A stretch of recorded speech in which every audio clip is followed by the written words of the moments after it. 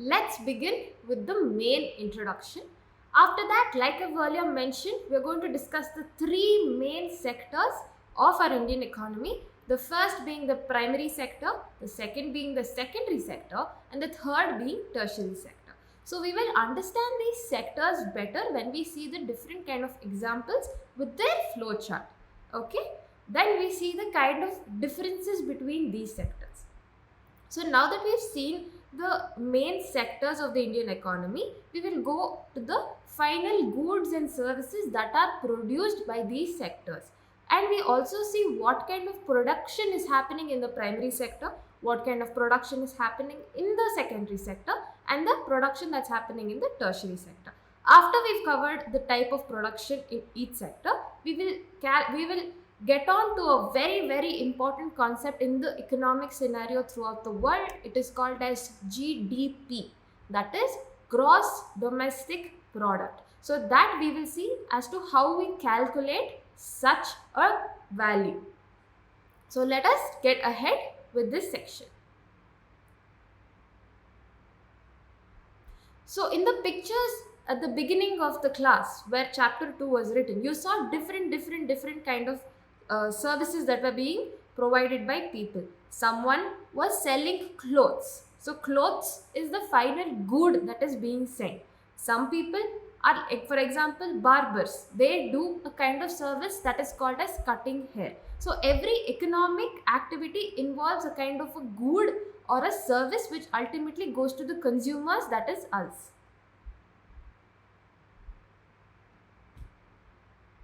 So basically, how do we understand these activities? These activities we get to understand when you categorize it into something called as sectors. You group all these activities into certain sectors. So let us see the different kind of activities that we have around. So some activities that are undertaken when you directly use the natural resource. For example, cultivation of cotton. Cotton is a natural resource and you are cultivating it. So that goes under the primary sector.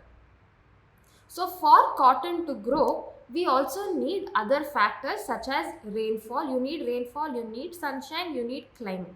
And through cultivation of cotton, you get the main product that is called as cotton, right? Through the farming of this natural resource, you get cotton, which is a natural product.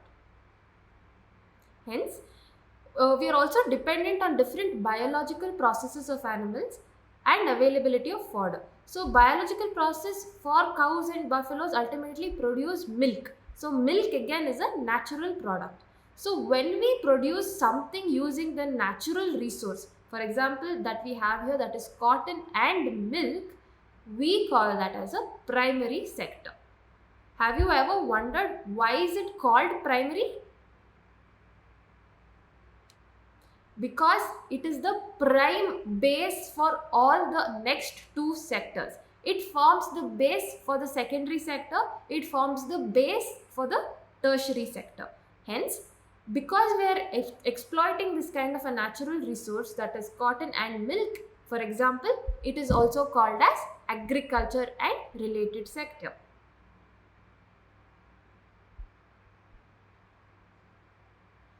So let us see the secondary sector. So it covers those activities in which the natural products that are produced from the primary sector are changed through forms of manufacturing, or they take it to factories and make it through a industrial activity.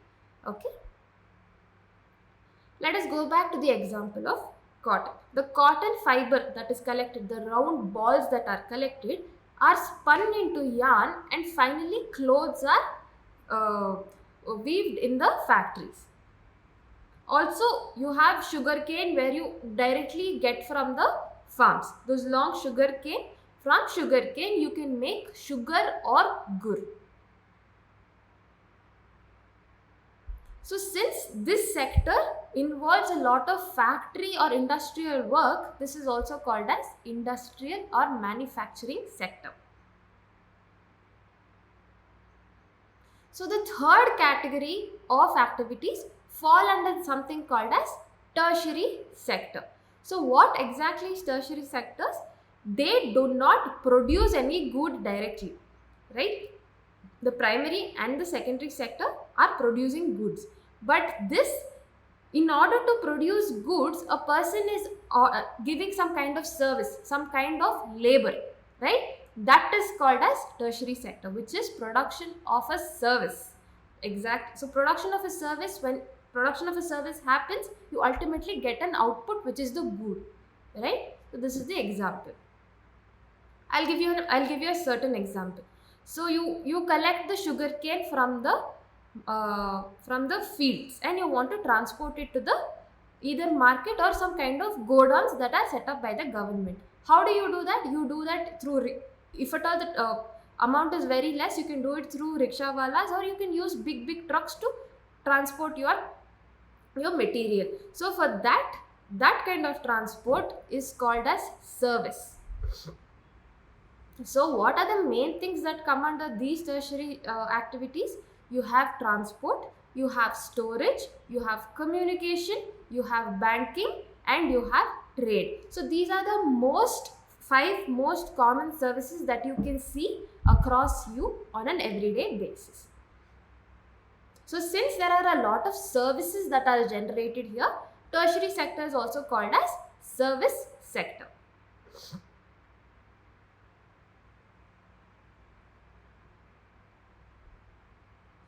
So service sectors also have something like those intellectuals who have studied and started to do some kind of jobs, such as teachers, doctors, and some people like barbers, cobblers, lawyers, and those who do accounting works and etc. So they are producing a kind of service to other people. Suppose I am a teacher and I am teaching the students. I am producing a kind of service. I am doing service to my students. So this is exactly what service sector is.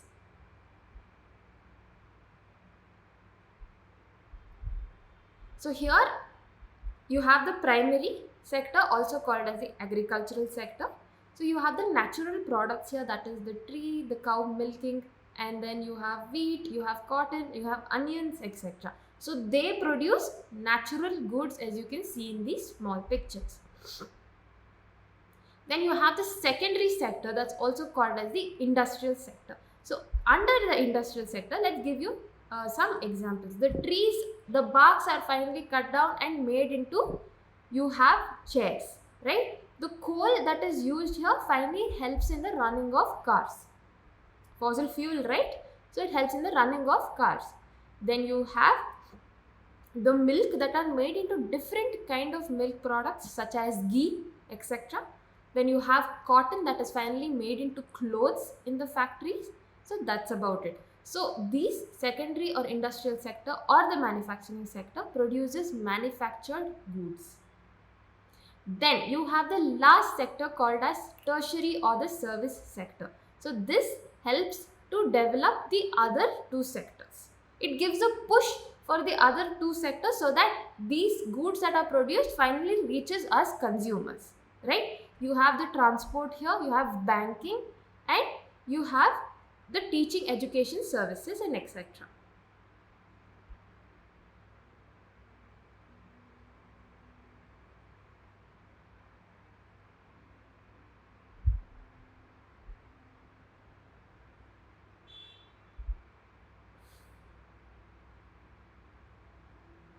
So let us compare the three sectors that we've read about.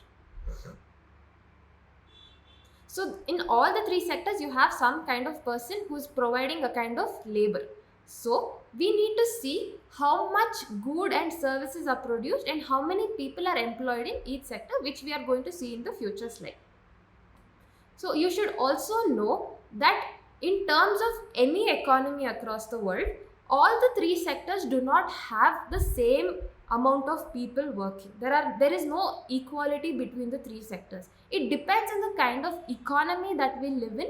If our economy is dominant in terms of agriculture, then we'll have more kind of production and employment in terms of agriculture. If our economy is doing very well in the service sector, then there will be more total production and employment in the service sector. So when this happens, there's always an imbalance that's happening between the three sectors, And this is just not the case of India, but it is there throughout the world. So how do we exactly calculate as to what kind of production and how much is happening in each sector? So let us see this.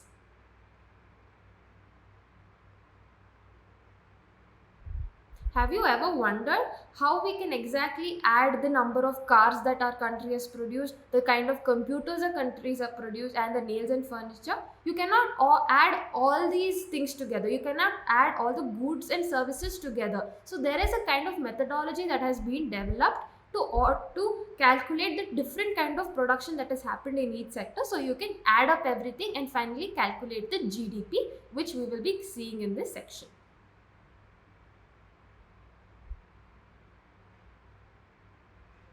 So what basically economists suggest is the value that is given to these goods and services should be used rather than adding up the different kind of numbers. So the value of the clothes should be selected, the value of furniture should be seen rather than just seeing, okay, so this many units of clothes have been produced, this many units of furniture has been produced. You should not see that, but you should see that the value, the kind of monetary value that is added to the clothes or furniture. So let's take an example of wheat, right? There are 10 kgs of wheat which is sold at rupees 8 per kg. So the value of the whole wheat will be 10,000 into 8, that is 80,000. The value of 5,000 coconuts, which is at rupees 10 per coconut, will become 5,000 into 10, which is equal to 50,000. Similarly, the different values of goods and services in 3 sectors particularly must be calculated and finally added up in order to arrive at the GDP.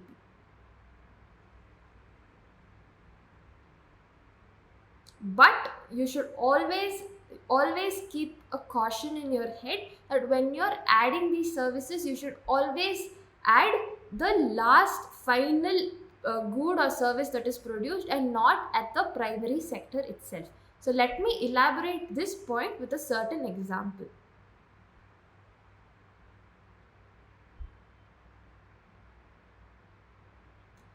So a farmer sells his wheat that he has grown on his particular farm to a flour mill for rupees 8 per kg. The mill, the factory that is there, grinds the wheat into flour that you can see here, into the white powder, and sells this to a biscuit company for rupees 10 per kg. That biscuit company uses that white powdered flour and different things such as sugar and oil in order to make 4 packets of separate biscuits, and it sells biscuits in the market to the consumer, that is us, for around rupees 16, that is rupees 15 per packet. You can see the kind of value addition that has happened in each stage. It started at 8, then it has become 10, then it has become rupees 15. So what exactly should you, now that when you are calculating the total value, what should you calculate? Let us see. So here the final thing that reaches the consumers is the biscuits. We do not consume flour directly, right? And we do not consume wheat directly. So what do we consume directly? It is the biscuits. So why are only the biscuits counted but not the flour or the wheat? So the wheat and the flour that are produced are something called as intermediate goods. So these goods are used up in the process of making the final biscuit. So when you're calculating the total value, we cannot calculate the value for wheat, we cannot calculate the value for flour, and we cannot calculate the value of biscuits. And why exactly is that? Because these two values are already counted in the biscuits, right? You have the flour and the wheat that are already inside the biscuit.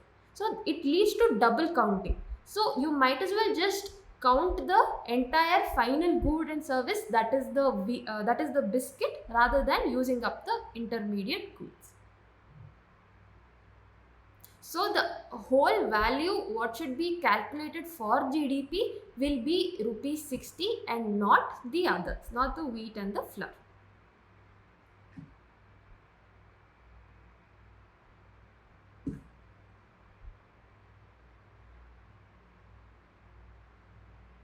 So coming down to the main aspect, the value of the final goods and services produced in each of the particular sector during a particular year provides the total production of the sector for that year. Right? Am I clear? So let me read that out for you again. The total value of the final goods and services that are produced in the primary, in the tertiary, and in the secondary sector during 1 year provides the total production of each primary or each secondary or tertiary sector for that particular year. So it is calculated annually. And the sum of all the values that are added separately in the sectors, when you add that up, it becomes the GDP of a country. So hence, GDP is the value of all the final goods and services that are produced within a country during a particular year. So GDP basically tells you how big the economy of that country is. So who takes up the calculation of GDP in our country? It is the central government.